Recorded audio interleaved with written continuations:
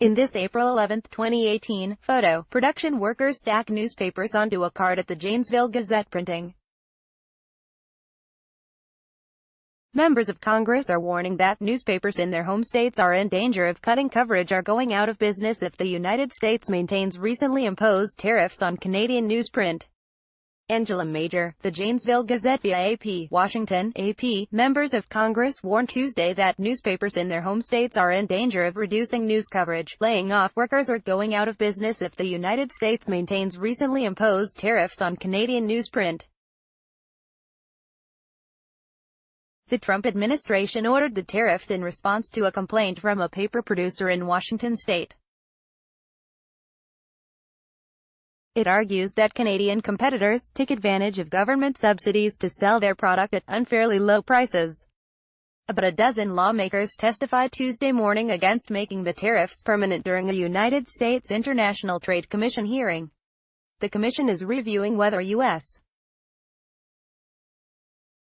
producers of certain groundwood paper products, including newsprint, have been materially injured because of the imports from Canada. The Commission's findings help determine whether the Department of Commerce makes the tariffs permanent. Newsprint is generally the second largest expense for local papers. The tariffs have increased newsprint prices by 25 to 30%. Sens. Susan Collins and Angus King of Maine both argued that the tariffs will hurt the industry they're designed to help because it will diminish the market for newsprint in America as newspapers shrink or close.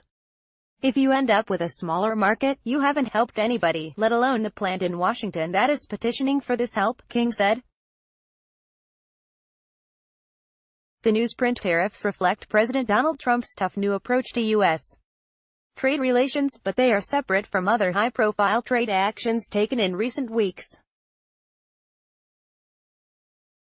The administration has also sought to curb imports from China and steel and aluminum imports from a range of countries. No lawmaker testified in favor of the tariffs. The lawmakers who testified included Republicans and Democrats from a broad cross-section of the country.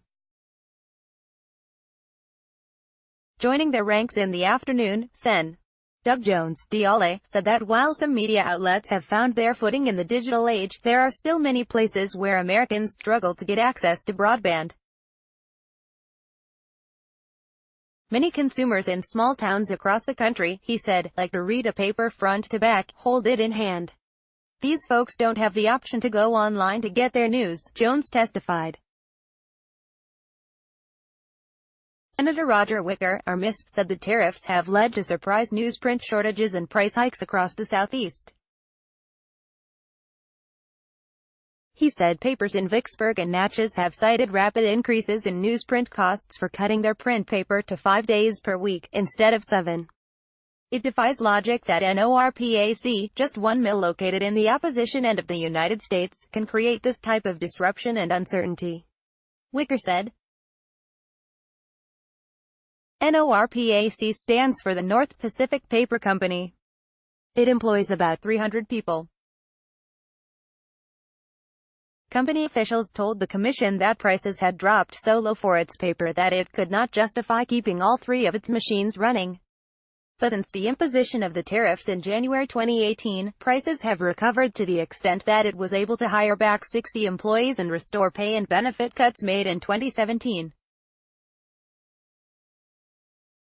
The duties are helping us by offsetting the unfair advantage Canadian producers have from government subsidies, said Rob Buckingham, a company vice president. Please make these duties permanent. Copyright 2018 The Associated Press. All rights reserved. This material may not be published, broadcast, written or redistributed.